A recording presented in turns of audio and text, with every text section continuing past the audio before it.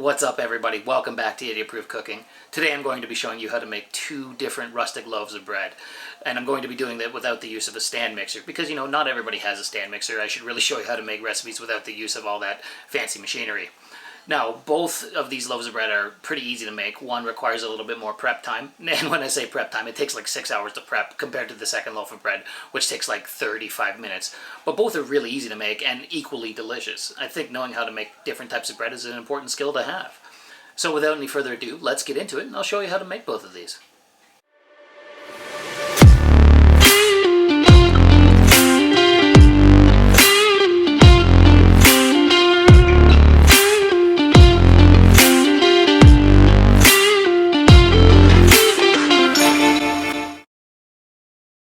Let's kick this off with the bread that is going to take way longer to make. In a large bowl, pour in 5 cups of all-purpose flour. From there, grab 2 cups of warm water. I had mine heated to 110 degrees Fahrenheit. Grab yourself a wooden spoon and mix this until it's good and combined and makes a shaggy dough. It should look something like this. Grab yourself a clean tea towel or some plastic wrap and cover and let this sit for about half an hour. You're going to hydrate the flour for that time. After half an hour, uncover the dough. It should look something like this.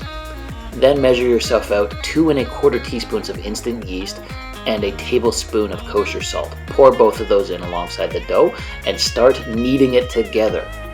After you have everything good and combined, turn the dough out on a lightly floured work surface and knead it for about another 3 to 5 minutes until everything is nice and smooth. After which time you'll want to start forming it into a nice taut ball. What I do is I will apply constant pressure underneath the dough as I'm twisting it. Then get yourself your large bowl again, throw the dough in, cover with plastic wrap, and let it rise for about 2 hours in a warm, dry spot. While that is rising, let's talk about the other bread I was going to show you how to make, brown soda bread. In a separate bowl, combine 2 cups of all-purpose flour, 1 cup of whole wheat flour, 1 teaspoon of baking soda, a half teaspoon of ground ginger, and a half teaspoon of kosher salt, and then give those a good whisking to combine them. Next up, grab yourself 1 1/4 cup of buttermilk and 3 tablespoons of dark molasses. Pour the molasses into the buttermilk and then mix them together. Oh, and there's Rose, always inspecting what I'm doing. Like I've said before, she's always very interested in what I'm making. So anyways, take the milk and molasses mixture and pour it in alongside the flour. Then grab yourself a wooden spoon and start mixing this together. Abandon the wooden spoon pretty quickly because you realize it's much easier to mix this one with your hands. So this is the type of dough that you don't want to over knead. There's not a lot of rising agents in it, it just has a little bit of baking soda. So if you over knead it, it will flatten it out.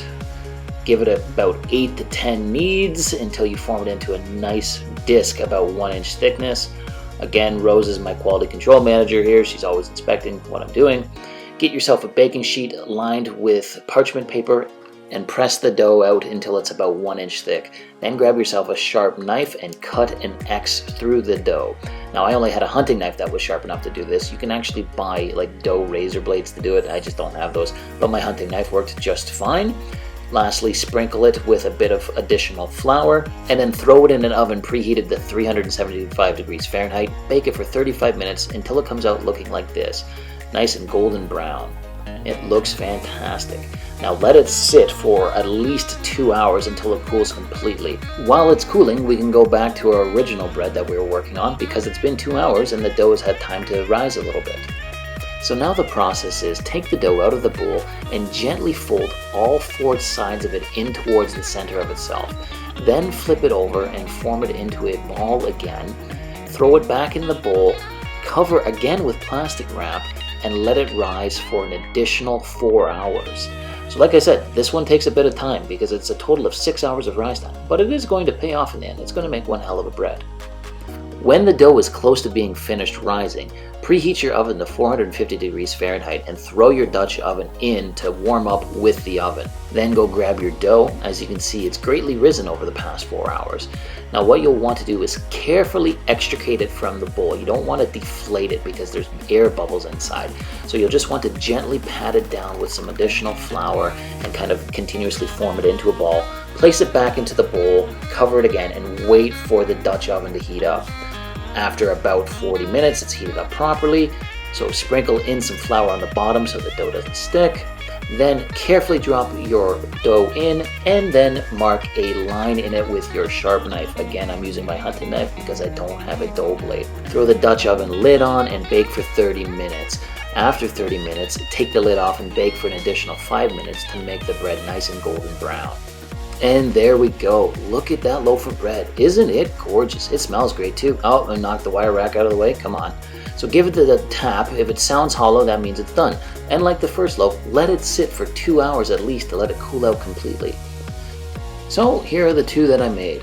The one on the right obviously took a lot more time and the one on the left was really quick, but they both look gorgeous and they're going to be delicious.